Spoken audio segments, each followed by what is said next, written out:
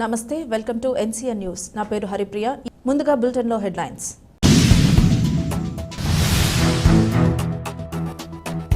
నగరపాలక సంస్థ ప్రజా సమస్యల పరిష్కార వేదికలో 24 అర్జీల స్వీకరణ కమిషనర్ కె దినేష్ కుమార్